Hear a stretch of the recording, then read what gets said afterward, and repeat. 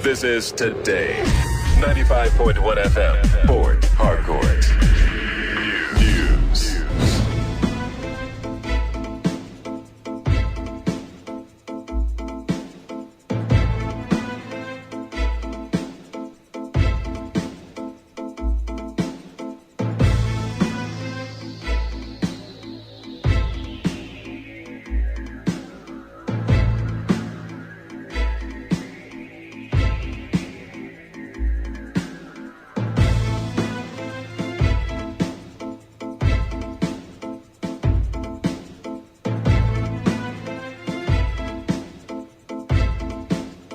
Good morning, this is the World News in your premium talk radio, Today 95.1 FM, Port Harcourt. I am Buchira Fwa with the headlines. President Muhammadu Buhari charges ECOWAS Commission and post-COVID-19 plans. Members of Kaduna State House of Assembly exchange blows over impeachment of Deputy Speaker. River State House of Assembly approves medium-term expenditure framework. And on the foreign scene, international airline Lufthansa announces plans to lay off 22,000 staff as COVID-19 takes toll on aviation sector. Now the details.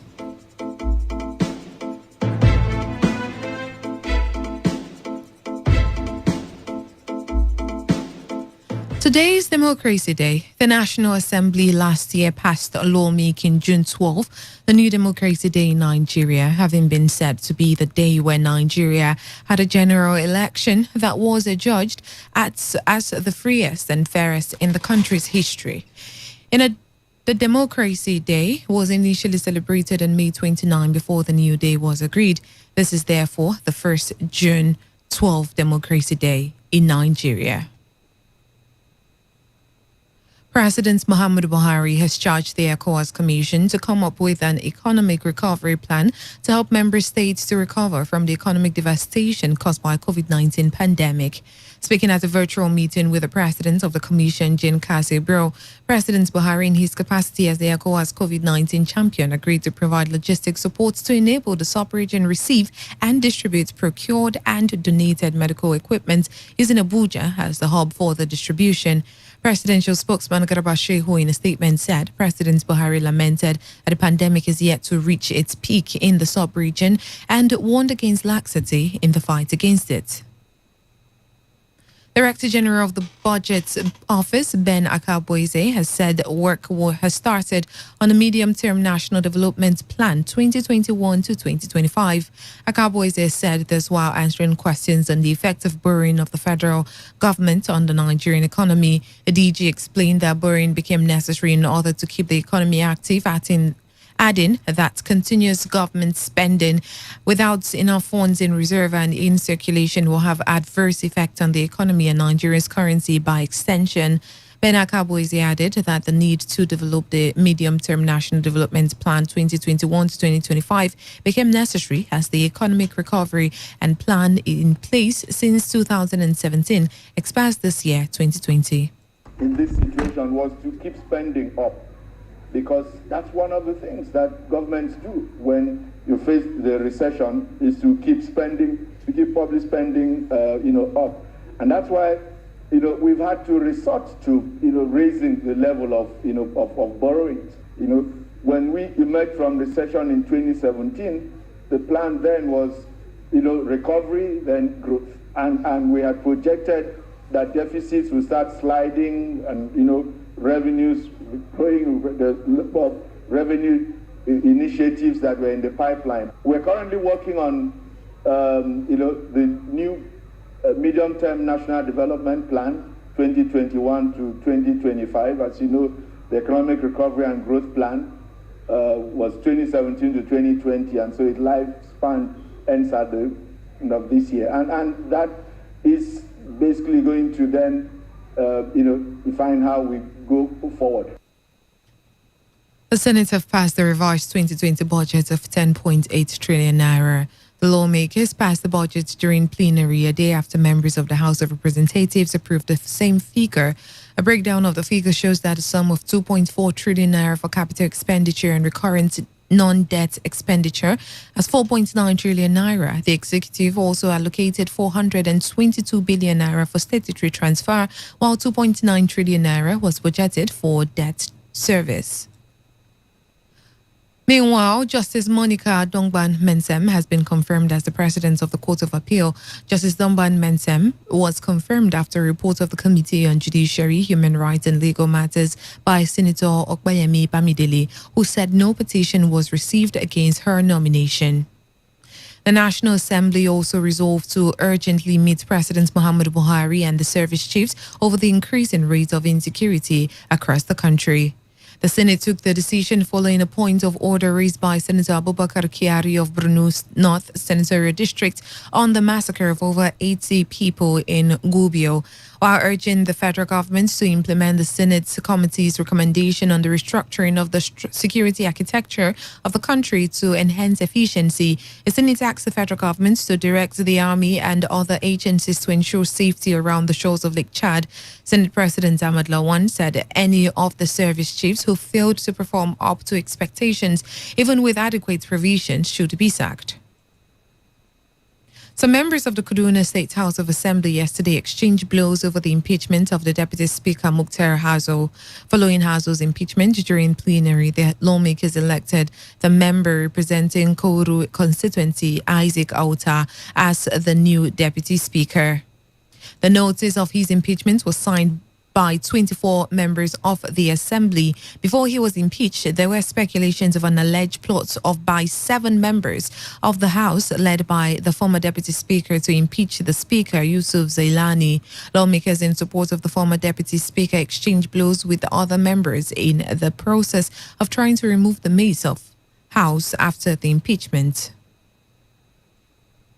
The Economic and Financial Crimes Commission, EFCC, has said 7.9 billion naira belonging to Imo State seized from the former Governor Rochas Okorocha during the EFCC investigation.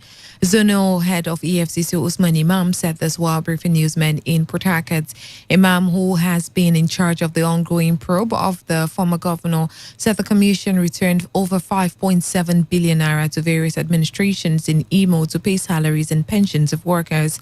Zonal EFCC boss said he started the Imo State case in Enugu, and upon his deployment to Port Harcourt zone, the investigations of corruption allegations against the former governor of Imo State, Rochas Okorocha, was transferred from the Enugu zone to Port Harcourt for further investigations. Apart from the money recovered from Okorocha, Imam said the senator's assets were also identified in Imo and Abuja and seized by the commission. The Economic and Financial Crimes Commission, EFCC, added that former governor of Imo State and senator representing Imo West Senatorial District at the National Assembly, Senator Rochas Okorocha, should be ready for his day in court. The Federal High Court in Abuja has upheld INEC's deregistration of 32 political parties. Justice Anwuli Chikere dismissed the suit filed by the parties against the powers of the Independent National Electoral Commission to deregister them. The judge held that the commission rightly deregistered parties in line with the provision of Section 225 of the Nigerian Constitution. The political parties were amongst the 74 that were deregistered by the INEC on February 6, 2020 on the grounds of poor performance at the 2019 general elections. The parties had filed their suits last year to restrain INEC from carrying out the exercise when they got wind of the Commission's plan. The Rivers State House of Assembly has referred the reviewed 2020 budget to the House Committee on Appropriation. The 2020 appropriation bill was referred to the committee after being read for the second time and debated upon by lawmakers who supported the passage of the revised appropriation bill. As you rightly said, that the world is faced with unforeseen critical health issues. There's nothing wrong coming up with a revised estimate to see how the state could be carried along. Because what the state government is saying is that no longer realistic. Even the projections for quarter 3, quarter 4 of the year shows that things might get worse. And the only way any responsible government will respond in order not to go against the law of the land to call for a review. Mr. Speaker, my people, the very good people of TAG, are in full support of the passage of the revised edition of the appropriation bill. The House and the government need to declare state of emergency such as the health subsector, education and agri. These areas need to be touched. House Committee Chairman on Appropriation Nemi George told newsmen after plenary that the committee will work expeditiously to allow a quick amendment of the 2020 budget so it does not affect the pace of development in Rivers State. has proposed a downward review of the 2020 budget from about 530 billion to about 300.3 billion. The proposal has just been read on the floor of the House for the second time and has been referred to the House Committee on Appropriation, which I also chair. Mr. Speaker has directed that the Appropriation Committee should treat the proposed review with utmost dispatch. And the Appropriation Committee is already working in concert with other standing committees to ensure we interface with ministries, departments, and agencies of government so that we can have a speedy passage of the budget. Considering the urgency, we hope that the reviewed budget can be passed by next week, all things being equal. We must commend the governor and his team for this very swift response to our current economic situation. Our correspondent Victor Isiama reported that the House also approved the medium-term expenditure framework, MTEF. Security agencies in collaboration with local vigilante have been called to intensify efforts to fight resurgence of violent attacks and criminality in Oba, Ebema and Doni local government area of Rivers State. Stakeholders in the area said the call became necessary due to report about the regrouping of criminal elements in Akabuka area. Leader of Anelga Peace Advocate and Concerned Rivers Youth, Bright Abali, who confirmed the development to our correspondent, said 34-year mother of 3 children, Lilian and Yadike, was recently kidnapped in Craig Gani Aligu Street, Omoko town. Abali said the latest developments may be because of the division amongst OSPAC members in the area. While lamenting political interference in OSPAC, Abali suggested adequate funding for OSPAC security town hall meeting for all stakeholders, including security agencies, which he said will prevent communities in Anelga from returning to its former situation. You are listening to the World News in Today 95.1 FM, Voice of the People. After the break, more news, foreign and sports stories. Do stay with us. Every day, every hour, when the big stories break, depend on our 24-hour news team to bring you the latest. Today, 95.1 FM. Talk radio. I listen to a lot of talk radio. 95.1 FM. 95.1 FM, Voice of the People. And we're back. Welcome back and thanks for staying with us. You're still on to the World News and Today 95.1 FM. The National President of the Independent Petroleum Marketers Association of Nigeria, IPMAN, on pipeline vandalization and petroleum product monitoring, has warned against those using the name of IPMAN task force to arrest and harass ignorant members of the public. Special Assistant to the National President of the IPMAN on pipeline vandalism and petroleum product monitoring, Musa Saidu, said setting up an anti-pipeline vandalization illegal petroleum refining task force team is in cross-violation of the provision of IPMAN Constitution. Saidu said the work of IPMAN on pipeline vandalism and petroleum product monitoring is to provide actionable intelligence information to security agencies charged with the responsibility of stopping anti-pipeline vandalization, illegal petroleum refining, and other petroleum crime, and to act as task force. The position of Saidu, which was read to newsmen in Port Harcourt by his media aide Pato Biene, also advised security agencies to stop aiding illegal task force team. Calling on relevant security agencies, stakeholders, and the general public to disregard, report, arrest, and prosecute any form of person or group of persons harassing and operating as IPMAN Petroleum Task Force against unsuspecting petroleum producers and traders in the Niger Delta, particularly Rivers State and beyond. This has become necessary to inform the general public as such task force teams against anti-pipeline vandalization, illegal petroleum refining, and other petroleum crimes are illegally set up in gross violation of the provisions of the IPMAN Constitution that makes no provision for task force teams, as it is a mere trade union. This is equally reliable informed with reasonable suspicion that there are some security operatives who are working in harmony with this illegal IPMAN task force. Port Harcourt Electricity Distribution Company has said that it would continue to ensure that energy theft is brought to the barest minimum, if not completely eradicated. Managing Director of PHED, C. Henry Ajabawa, made this known during media briefing in Port Harcourt. Ajabawa said the company has put all the necessary machinery in place to tackle the ugly monster, adding that security agencies have already been contacted to ensure that the perpetrators of energy theft would not only be made to pay for energy loss, but also shall be persecuted. And on foreign scene, German airline Lufthansa has said that it would have to slash 22,000 full-time jobs as it predicts a muted recovery in demand for travel following the coronavirus pandemic. The airline in a statement said the recovery in demand in the air transport sector will be slow in the foreseeable future. It added that it will operate about 100 less aircraft after the crisis, leading to a total of 22,000 fewer full-time positions in the Lufthansa Group, with half of them in Germany. The airline said, however, that it would look at how it could use schemes for shorter work hours and other crisis arrangements to avoid outright redundancies.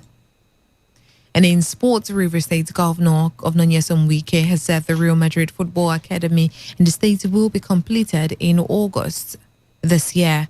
Governor Wike, who visited the facilities, said this will enable the academy to start full academy activities in September, adding that the new deadline is predicated on the fact that the contractors claim to have lost 28 days because of the COVID-19 pandemic. The governor noted that the pitches and the administrative offices are ready, but the academy cannot commence activities without the completion of the hostels and classrooms that would be used by the students. Quality of job that is going on, and we have told the contractors that we must not miss September as the new academic section takes place. That this academy must, whatever it takes, commence fully in September. Ordinarily, we would have started, but because we said no, let it not just be that we are concentrating merely training our skills, our young boys for football. We want to add education to it, so that at the end of the day, there are days who would have done well and continue with their football interest, and then there are those who will also continue the educational process. To end the news, here is a summary of the major stories.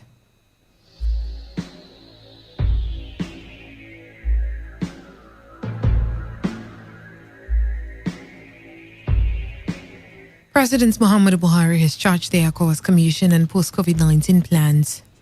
Members of the Kaduna State House of Assembly has exchanged blows over the impeachment of the Deputy Speaker of the House. The River State House of Assembly has approved a medium-term expenditure framework, and on the foreign and international airline Lufthansa has announced plans to lay off 22,000 staff as COVID-19 takes toll on the aviation sector.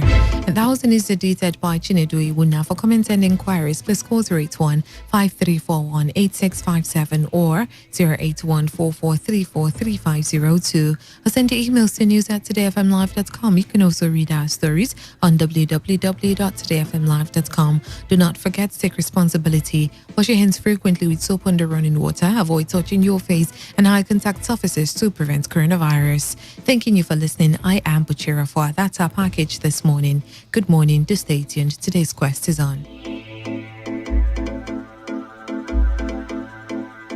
Today's news, today's entertainment, today's sports, today's issues. Today on Today 95.1 FM, Port Harcourt. Welcome to the Peak Breakfast Show, brought to you by Peak Milk.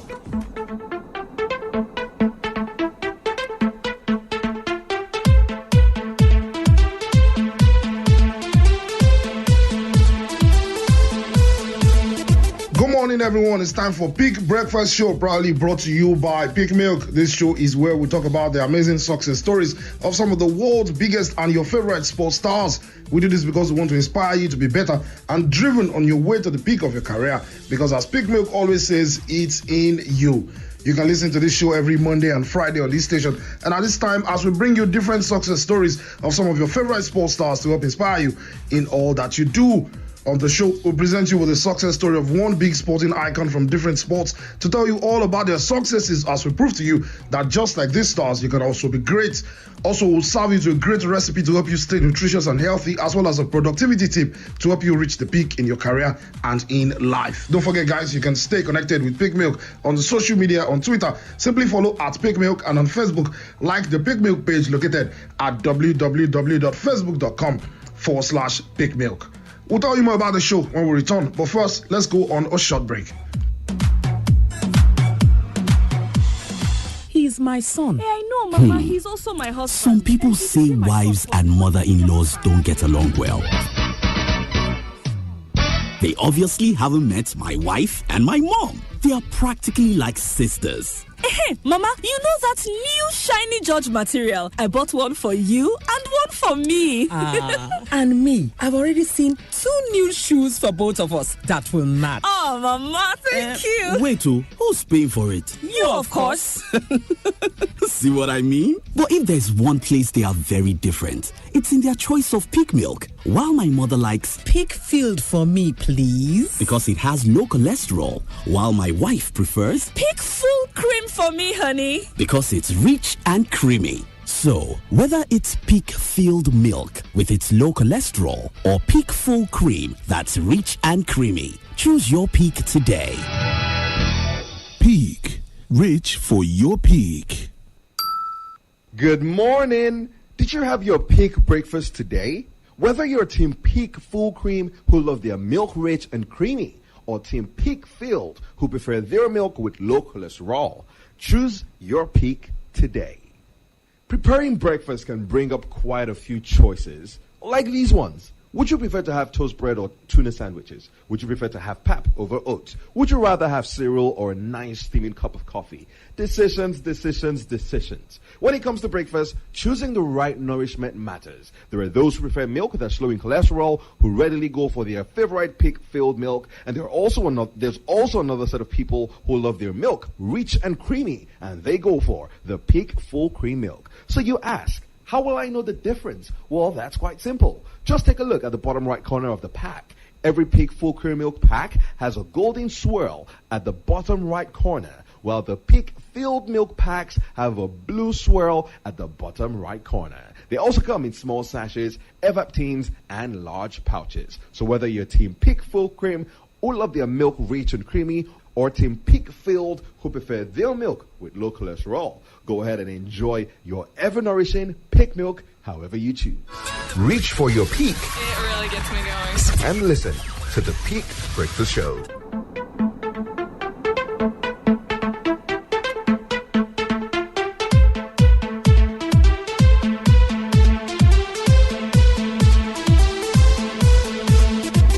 Welcome back. This is still Peak Breakfast Show. On today's show, we present to you a man who has battled his way through opponents and was a Trojan in the midfield for his clubs and country. His name is Michael Essien. Essien is a physically strong midfielder who often played in central midfield. He has often been touted as a box-to-box midfielder for his ability to exert energy in supporting both offensive and defensive play, and for his powerful and tough tackling play style. The Bison, as he is popularly called, can also play as a defender, both on the right of defense and in the center. In addition to his work rate, physicality, and defensive skills, Essien also possesses great technique, vision, tactical intelligence, and leadership quality, and is a powerful striker of the ball from distance. His illustrious career has seen him feature for Greek clubs like Olympic Lyon, Chelsea, Real Madrid, and AC Milan, but it was at the English club he rose to the peak of world football with his matchless combative displays in the middle of the park. Born on the 3rd of December 1982, 17-year-old Michael Essien started his career at French outfit Bastia in the year 2000. Being a youngster, Essien did not immediately command a consistent place in the team, being deployed in various positions in the back four. He ultimately finished the 2000-2001 campaign with only 13 league appearances and 1 goal, which came in the return leg against Metz in a 3-2 defeat. The following season, Essien was given an opportunity to play in central midfield and flourished in his new role. Essien formed midfield partnerships with Nicolas Drizzy and Cyril Jeanchamp and scored vital goals in victories against Nantes, Lorient, and Guingamp. After 3 seasons and continuous growth with Bastia, champions Olympic Lyon acquired his services ahead of Paris Saint-Germain, who had agreed terms with the Ghanaian. At Lyon, Essien formed a formidable partnership with Brazilian maestro Juninho Pernambucano. He grew in leaps and bounds at the French Giants, winning the league title in 2 seasons, as well as other cup competitions. In August 2005, Michael Essien became Chelsea's record signing for 24.4 million euros. At Chelsea, he slotted in perfectly and made 42 appearances for the Blues in all competitions, whilst winning the Premier League with the defending champions. Essien eventually spent 7.5 seasons at Chelsea, where he is still date a cult hero.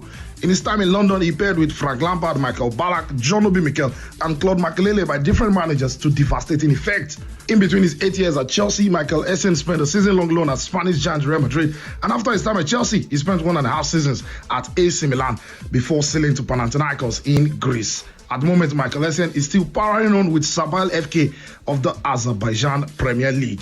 With the Ghanaian national team, Essien represented the Black Stars of Ghana between 2002 and 2014. Michael Essien has so far won the UEFA Champions League, Premier League titles, Ligue 1 titles, and a host of cup trophies in France and England. In his time in France, he was named Ligue 1 Player of the Year in 2005 and made the team of the season twice. He emerged Chelsea Player of the Year in his second season, the 06-07 season. He won the same accolade with Ghana in 2007 and was included in the CAF Team of the Year on 4 occasions, 2005, 2006, 2008, and 2009. That's our peak personality of the day. Let's go on a quick break, and when we come back, the show will continue. Hey, when I just start this my mechanic work, me and my oga, we be like cat and mouse. Every time, not so shout.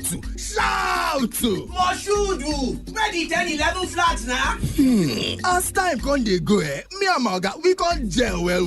When we watch ball, na the same team we dey support. If we want on chop, na the same kind food. Especially Shaki and Bokoto, we get PhD. But on top all our collabo, our milk dey different. As my oga, they like pig-filled milk, ready for blue sachet. It can get low cholesterol. Why me? Atanda Gidigba on top pig full cream milk where they rich, come they creamy well. Make yourself begin to choose your pig today. Peak. Rich for your peak. Good morning. Did you have your peak breakfast today? For milk that's rich and creamy, choose Peak Full Cream Milk. And for milk that's low in cholesterol, choose Peak Filled Milk. Whatever you do, choose your peak today. When it comes to most things in life, people are often divided into two categories. Take writing, for example. You're predominantly left-handed or right-handed. If you play football, your left foot is either your predominant feet or it's your right. Of course, there are also those who can use both hands and feet efficiently, but everyone falls on one side or the other of the line. This also applies to other aspects of life, like your eating habits. For example, you're either one of those who pour their cereal in before adding milk, or you're one of those who add the milk and then pour the cereal in. But if there's one area where people are classified into two distinct groups, well, it's in how they prepare their breakfast. While some prefer to use their Peak Full Cream Milk that's rich and creamy and has a golden swirl at the bottom right corner, there's another group of people who love their Peak Filled Milk that's low in cholesterol and has a blue swirl at the bottom right corner. That's why Peak Milk has two distinct variants, the Peak Full Cream Milk that's rich and creamy, as well as the Peak Filled Milk that's low in cholesterol. Both of them come in small sachets. You can also get them in evaporated tins and large pouches. That way, when you choose any size that suits you, you can be rest assured that you're getting quality nourishment from Nigeria's #1 dairy brand, Peak Milk. So go ahead and choose your ever-nourishing Peak Milk today. Peak Breakfast Show. Success, motivation, nutrition.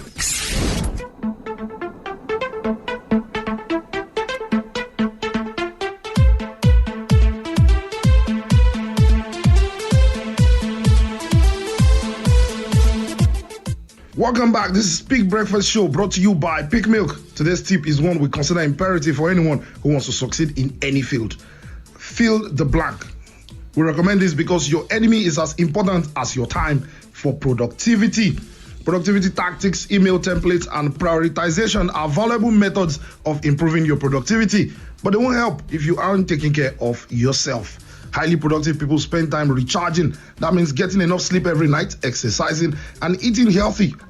If you aren't thinking straight or have trouble focusing, take a look at your personal habits. I know that 7 or 8 hours of sleep just isn't enough for me. I really need closer to 9, and missing out on sleep affects my productivity for days. Sleep, exercise, eat well, get outside, and soak up some sunshine. Taking care of your healthy habits is a crucial part of efficient work habits. That's it on our productivity tip. Let's go on our final break, and we'll return with the pick recipe of the day. Some people say wives and mother-in-laws don't get along well. They obviously haven't met my wife and my mom. They are practically like sisters. Hey, Mama, you know that new shiny George material? I bought one for you and one for me. Wait, who's paying for it? You, of course.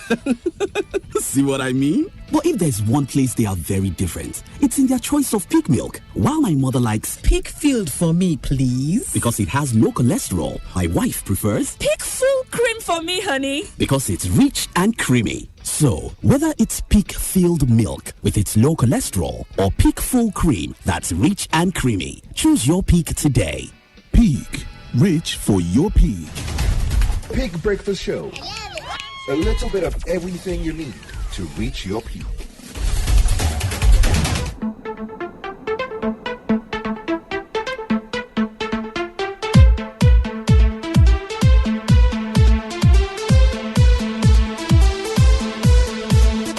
Welcome back. It's still Peak Breakfast Show brought to you by Peak Milk. As always, we conclude the show by giving you great recipes to keep you nourished and healthy. And today will not be different. Peak Milk bread pudding is what we have for you on the show today. To pull this off, you need a dry bread like a brioche or challah bread. They sell at the bakery store or at big supermarkets. This recipe needs a lot of milk, so get ready. We'll be using the Peak UHT full cream milk. It's the liquid milk, the one that's in the pack. Prep time is 15 minutes and cooking is about 14 minutes. In total, it takes an hour to prepare this dish. The ingredients you need are 1 loaf day-old challah bread cubed into 1-inch pieces, 5 large eggs lightly beaten, 1 cup granulated sugar, 4 cups Peak UHT full cream milk, 1 teaspoon vanilla extract, 1 teaspoon ground nutmeg, and 1 teaspoon of ground cinnamon. Now, how to prepare it? You spray a 9-inch baking dish with non-stick cooking spray. Place the cubed challah bread into the prepared baking dish and spread it around into an even layer. In a very large mixing bowl, whisk together the eggs, sugar, milk, vanilla, nutmeg, and cinnamon until fully combined. Pour the mixture evenly over the bread in the prepared baking pan, making sure all the bread is coated. Allow to sit and soak up the mixture for about 15 minutes. Meanwhile, preheat oven to 350 degrees Fahrenheit. Once the 15 minutes is over, place the bread pudding in the oven and bake at 350 degrees Fahrenheit for 45 to 50 minutes or until the top is set. Remove from the oven and allow to cool slightly before serving. With that, we have come to the end of the weekend segment of the Peak Breakfast Show. It has been worth a while bringing the show your way. And please tell someone to tune in next week for another edition at the same time and on the same dial as we bring you another interesting episode of the Peak Breakfast Show. Remember, you can always stay in touch with Peak Milk on social media by following on Twitter and liking the Peak Milk Facebook page located at www.facebook.com/Peak Milk. Until Monday, when we deliver another package of Peak Breakfast Show, stay healthy and keep taking the nutritious and delicious Peak Milk. Thanks for listening to the Peak Breakfast Show. Brought to you by Peak Milk. 95.1 FM, voice of the people. And we're back. They're saying that the explanation given by the military was not enough. Never been this good. Today, 95.1 FM, Port Harcourt.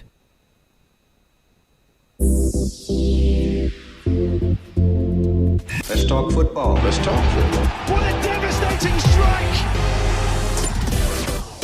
Football is a leisure game. Sports is actually my job. Football is boring. That's not true. It's way more important than that. What a wonderful goal! Fantastic strike! As far as I'm concerned, sports is all about passion. Sports Attack, weekdays 7:30 a.m. and today's Sports Live 3 p.m.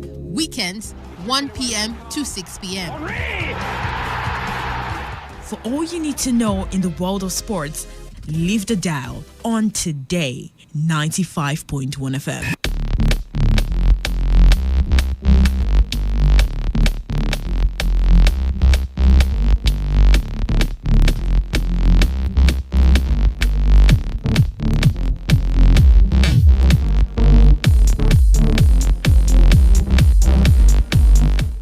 A beautiful morning to you all and welcome to yet another edition of Sports Attack on your premium news talk and sports radio station, Today 95.1 FM, right here in the Garden City of Port Harcourt. My name is Wisdom Obina and I'll be bringing you up to speed with all the latest and trending sports stories making the rounds in the world of sport. sports. Of course, let's kick off from basketball.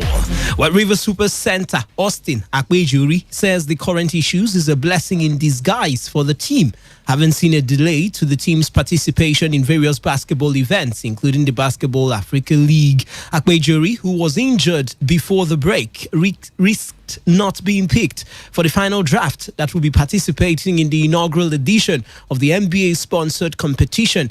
He hinted that the current coronavirus pandemic has given the team the opportunity to strategize and prepare better. Well, for me, it's a blessing because, as an athlete, when you're preparing for a tournament, you can never be really prepared because, you feel like you're ready for a tournament and then all of a sudden you remember that there are little details in your game. But that for me is a blessing because within the past few months or weeks, I've added a bit of use to what I've already have. Well, that's basically what it is. For me not playing for a while now, it's tough. It's tough when you're recovering from an injury and then you have to earn respect from your teammates, from players. It's your fight. So right now, I think I'll be ready. Because I know the season will start very soon. The international borders have been leaked. Akpejuri, while thanking the Rivers State government, went further to disclose that the Rivers Supers players have continued to receive their salaries regularly despite the current global economic crisis. Actually, I must say, I'm privileged to be on this team because I know it's not like that for many other players. The lockdown is hurtful for a lot of our players, especially out. I get paid. You get paid. At least I'm thankful to the government, to River Sports Basketball for continuing to make sure that our welfare is concerned. Because I cannot say for sure that it's not challenging on their part. Regardless, they see us as assets instead of liability. And that's thankful. Thank you to the governor, to our GM, to backroom staff, every single person. All right, let's talk some NBA, where Harry Glickman, the founder and former president of the Portland Trail Blazers, has actually died at the age of 96. Glickman has long been considered the father of professional sports in Oregon. His crowning achievement came when he assembled the Trail Blazers original ownership group of Herman Sarkowski, Larry Wingberg, and Robert Schmerz when the NBA awarded Portland an expansion franchise in 1970. Glickman served as the team's general manager from their inception until his retirement in 1994 when he became president. During his tenure, the Trail Blazers won their only NBA championship in 1977 and Western Conference titles in 1990 and 1992. The team also set an American professional sports record by selling out 814 consecutive home games. Let's talk golf. American Harold Varner, the third, birdied the 18th to take a share of the first round lead with England's Justin Rose as the PGA Tour returned yesterday in Texas. Both players hit bogey-free 7-under par 63s at a quiet Colonial Country Club with no fans present. Northern Ireland's world number one, Rory McIlroy, shot a 2-under par 68. The early starters observed a poignant minute's silence at 8:46 a.m. Local time in memory of George Floyd, the African-American who died in police custody. And to boxing we go this morning, where Anthony Joshua has been upset by accusations after trying to uplift his community. In a speech at a Black Lives Matter match, says his promoter, Eddie Hearn. Britain's unified heavyweight champion took to social media to suggest that footage of his speech had been edited out of context after he attended the event in his hometown of Watford on Saturday. Promoter Eddie Hearn says Anthony Joshua was aiming to effect positive change by speaking at the Black Lives Matter match. Probably in hindsight, he shouldn't have read someone else's speech, but he was there to try and take part in a gathering to try and uplift the community. And let's look at the positives of what he was there, what he was representing, and what he's trying to give back to the community. This is a good individual with good morals, a good person that wants to change the world for the better. And I think one of the positives that have come out of his appearance is conversation, his talking points, his change. And that's very important to him, and it should be important to all of us. All right, it should be important to all of us. That's all we would be taking on other sports. Let's now switch our attention to the mother of all sports, football. Chairman of the Presidential Task Force on COVID-19, Boss Mustafa, has ruled out any possible return of sporting activities in the country, especially football. Mustafa made this known during a press briefing on Thursday in Abuja. The league management company chairman, Shehu Diko, had revealed formats considered to conclude the league season, which was suspended on March 15th due to the outbreak of COVID-19.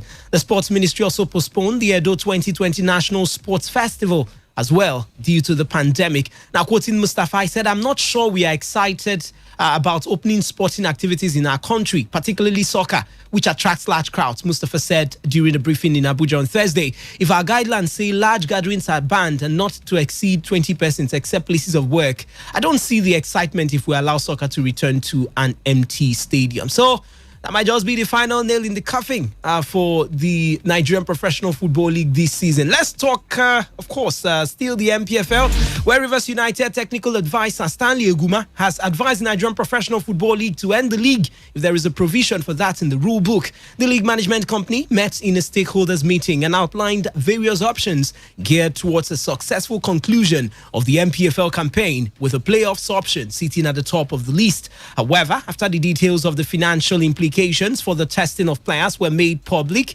it now seems like the best option facing the LMC, headed by Shehu Diko, might just be to end the league. In Germany game is going on. You cannot compare Germany to Nigeria. You can't compare Nigeria to Germany. The situation there is quite from here. Our attitude and mentality, the way we approach things, issues, might not be the so. For us here in Nigeria, everything lies in the hands of the LMC and the owner, the organizers of the league. They have a final say. And I think that before the competition, they must have their rules and regulations. For me, if there's any rule that is saying that the league should end when there is a force majeure, then it should go ahead and end. But if otherwise, let us do whatever that is in the rule, because every competition must have rules and regulations guiding them, and you must follow them to the letter. If it deviates, then means there will be problem, and that is what will happen in our league now.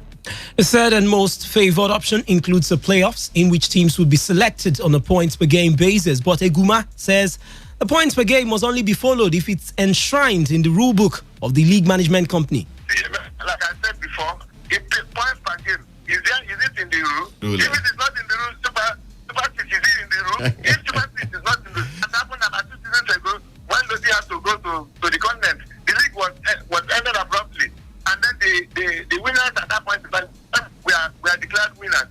So why not do the same thing? Why not do the same thing?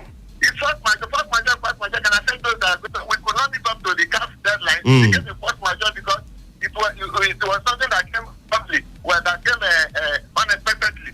All right, that was an interview with the coach of Rivers United, Stanley Eguma, in our sister program, Today's Sports Live, yesterday. Of course, another man is still talking about the Nigerian Professional Football League. He's the Minister of Youth and Sports, Sunday Dari. Well, he says the Nigerian League will not just restart because the leagues in the other parts of the world have restarted, insisting that there are peculiarities for every country. Well, let me tell you, just behind the scene, behind the cameras, in the last 2 weeks, I've had not less than 4 different meetings with the president of the NFF, with the LMC, Shehu Diko, and also other members of the NFF board. So there are conversations going. We have to play this by ear.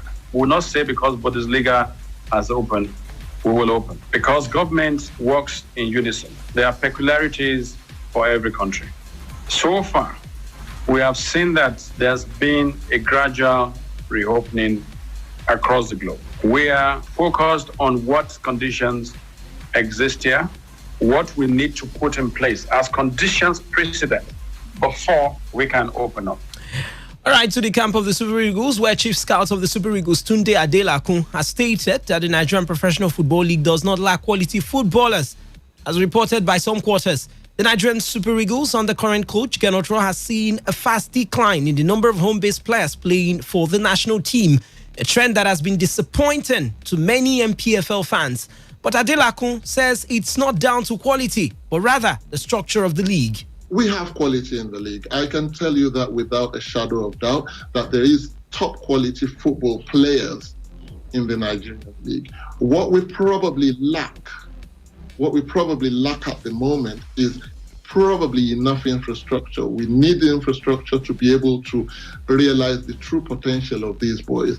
Most of the players who are playing in Europe today came out of the Nigerian Premier League. You know, not long ago, we looked at a player, just before this COVID thing broke, we looked at a player, Ejuke. Ejuke plays in Herenveen in England. He is a product of the Nigerian Premier League, an immediate product. Not too long ago, he was in Nigeria. Well, Adela Kunha, who has been blamed for scouting only foreign players, added that staying abroad does not stop the team from scouting players in the MPFL, as there are Super Eagles assistants like Joseph Yobo who watch these players play in the league. Well, I mean, there's two angles to it. I come to Nigeria, like I said, as you know, I'm a Nigerian, a proud one at that, and therefore I can come to Nigeria and come and watch the Premier League. I have done in the past. I intend to do more of it in the future. But also don't forget that Coach Ganatro has got an array of assistants, you know, who work with whom I work as well in getting the information that we need. You know, in the past we have worked with esteemed coach like Salisu Yusuf, Imama Amakapabo, we've got the goalkeepers coach Aloy Agu. Now we have got the experience of Joseph Yobo, who is going to be on the crew as well. Now, these people with Aloy Agu will also help and guide us in what's going on in the Nigerian Professional League. All right, former Super Eagles forward Chinedu Obasi says he has evidence to show he was asked to pay bribe to be included in Nigeria's squad to the 2014 World Cup in Brazil. Now, reacting in an Instagram live interview with Legit, Obasi said, if I share names, what is going to happen? The interesting thing is that the media or people come out and act like they don't know that something like that exists. And some people attacked me personally. That how could I say that? I am telling you about what happened to me. You don't have to doubt me. I don't have anything to lose. I don't expect anything from anybody. It's just like all the rape cases trending in Nigeria. If someone says this thing happened to him or her, why would you try to challenge the person when you were not even there? But at the end of the day, it's my word against others. I didn't even intend for the whole situation to escalate to the level it is because I was just answering a question on a live chat. I respect everyone's opinion. I never intended to disrespect any of our ex-players. I just said what happened to me, and I'm not going to call anybody's name, and that's my own personal decision. But I have proofs to back it up, he said. That was Chinedu Obasi Ogbuke. Former Sevilla striker Frederick Kanute has tipped Super Eagles winger Samuel Chukwueze for the African Player of the Year award in the nearest future. The ex-Malian international, now a La Liga ambassador, was named the African Player of the Year in 2007. Speaking during a virtual interview, Kanute singled out Chukwueze and Ghanaian midfielder Thomas Partey as shining lights in the Spanish La Liga. According to him, both players have what it takes to win the award, which has not been won by a player in La Liga since the Malian won it 13 years ago. Quoting him, La Liga has exciting players that can win the African Footballer of the Year award. Thomas Partey is doing very well now. We also have Samuel Chukwueze, who's still young and playing very well for Villarreal. I know he will be in contention for the award in years to come, he said. Well, last night, what I missed most about the Spanish La Liga actually made a full return. That man in the black shirt for Real Madrid, the little goalkeeper Casillas, kept them in the game, kept them denying Varela and Maxi to keep the score level and keep the goals down, and that allowed Real Madrid's star players like Rias and Robinho to come in. And that's why you're seeing those beautiful tears of a man whose heart was bursting in Iker Casillas. Will you stop talking about tennis players and stupid Hollywood actors, Phil? It's the gladiators out there, man, not tennis players. Segan is just a spectator, looks down at him and says, that's not human. And it is not. It is superhuman. Well, Lucas Ocampos and Fernando did the derby damage as Sevilla boosted their Champions League's hopes with a 2-0 home win over Real Betis when the La Liga season resumed yesterday. The first top-flight match in Spain since March 10th saw the Ramon Sanchez Pizjuan stands deserted, albeit with piped-in crowd chanting and a bank of CGI supporters generating some kind of atmosphere. It was nothing like a true Seville derby, of course, but this will have to do while Spain and the rest of the world attempts to contain and eventually move forward from the coronavirus coronavirus pandemic. So, of course, Lucas Ocampos did give them a lead from the penalty spot. And, of course, they also doubled that lead. 2-0. It ended in favor of Sevilla. Lucas Ocampos and Fernando, the goal scorers. Tonight, there will be some games to expect to in the Spanish La Liga. Well, Granada will take on Getafe. Expect to see two Nigerians in action. Ramon Aziz for Granada, mainstay in the midfield. And, of course, another man in the midfield of Getafe, Ogenekaru Etebo. Valencia, the Mestalla, will take on Levante. Well, there will be a game also in the Coppa Italia. Juventus will host Milan. I tell you, expect to see the return of Cristiano Ronaldo. He'll be back in action. And, of course, the AC Milan team, there would be no Zlatan in that one, of course. And in the Bundesliga, there would also be one game. Hoffenheim will face Rasenballsport Leipzig. Across two big European nations, there would be games in Italy, in Germany, and, of course, in Spain. Football has never been this good in the past few months. Let's talk the Premier League, where players and coaching staff will not be required to wear masks at stadiums when the Premier League restarts. Players will be encouraged not to spit or clear their noses and not to break social distancing during global celebrations. There will be no ball boys or girls. A system of sterilized replacement balls will be used. Aston Villa vs Sheffield United will be the first game when the league returns on the 17th of June. Liverpool ramped up their preparations for the return of the Premier League with a 6-0 friendly victory over Blackburn behind closed doors at Anfield. Sadio Mane fired the Premier League leaders in front inside 10 minutes, converting a rebound after Alex Oxlade-Chamberlain had a shot saved. Takumi Minamino laid on the second for Naby Keita before the January signing got in on the act himself, turning Mane's cross home before halftime. Second half goes from Joel Matip, Kijana Whoever, and Leighton Clarkson, then completed the resounding victory for the Reds. Well, today, Shemi Ajayi will face Odion Igalo when West Bromwich Albion clash with Manchester United in 2 games at Old Trafford today. Both clubs will use the friendlies as part of their preparation for the Premier League and the Championship restart.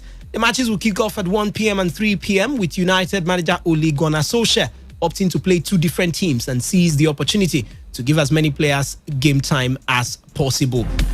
Crossing to London, Dele Alli will miss Tottenham's clash with Manchester United next week after the FA handed him a 1-game suspension for a social media post. The 24-year-old has also been fined £50,000 and ordered to undertake an education course following a breach of FA Rule E3. The incident relates to a video posted on the player's Snapchat account in February in which he appeared to mock an Asian man and joke about the coronavirus outbreak. Ali later removed the video and issued an apology, saying the matter isn't something that should be joked about and that he let himself and the club down, although he was later charged by the FA for misconduct. So, of course, he's being charged for what he posted. Let's talk another issue now, attracting a lot of interest globally. Cardiff City Sobamba believes more BAME players, that is Black, Asian and minority ethnic group players, will feel confident moving into management if football addresses the lack of black representation in coaching positions. Bamba, who is eyeing a promotion to the Premier League with Cardiff, revealed that he was already preparing for life after football as a coach, but says other black players are skeptical about how much opportunities would be open to them if they go for coaching courses. I'm doing the badges myself at the minute, and I've been talking to other black people or BME community, and they always said like, I'm not sure I want to do this, because if I do it, paying for it and everything, I'll going through all this, and eventually I'm not going to have the chance.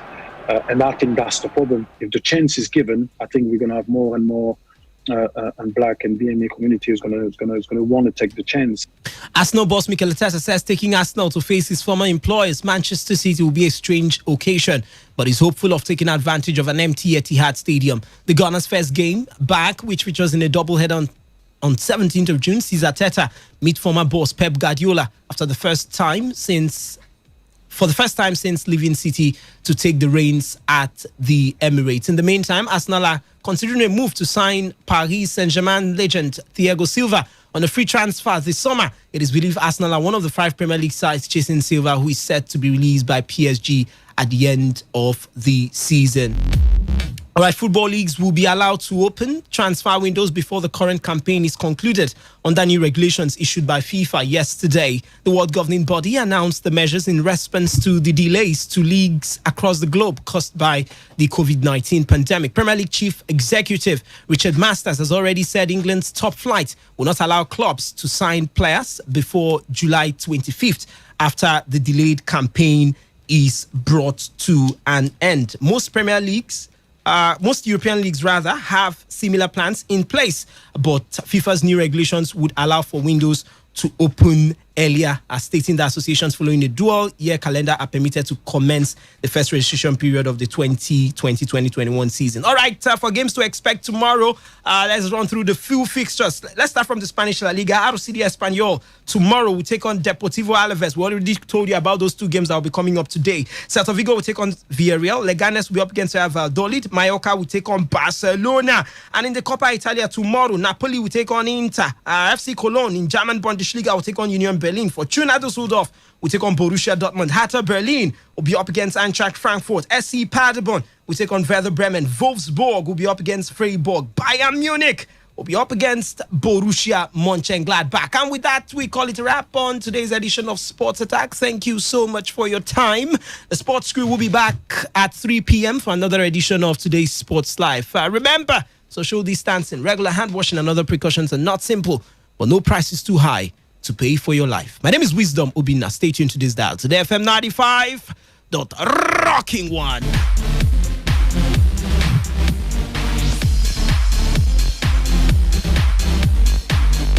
Court to court. Are you ready? Today, 95.1 FM, the voice of the people. We're glad to have Ambassador Nefo from the Vision Business Hub here with us in the studio. Ambassador Nefo, you're welcome. Thank you, and good day, ladies and gentlemen. I'm glad to be here today. Ambassador, a lot of people will want to know, what is the Business Growth Assistance Program of the Vision Business Hub all about? We notice it is rapidly expanding all over the country. So what is the program all about? Thank you. The Business Growth Assistance Program is an international partnership program of the Vision Business Hub. We help partners to raise capital for their businesses or projects without collateral or loans, and when they get the capital, they don't have to pay it back. You see, the key word is raise. Raise the funds you need for your businesses or projects over a period of time without borrowing money from anybody. Since 2016, the Business Growth Assistance Program have helped over 2,000 partners raise business capital without collecting loans, and they did not have to pay back. Here is the fact. That you have capital to start a business does not mean your business or investment will be successful. Therefore, the Business Growth Assistance Program will also provide you with a 6-month mentorship program where a team of mastermind mentors and business experts will work with you, advise you, mentor you for a full 6 months to ensure your business is successful. But listen, this mentorship will be rendered to you completely free of charge.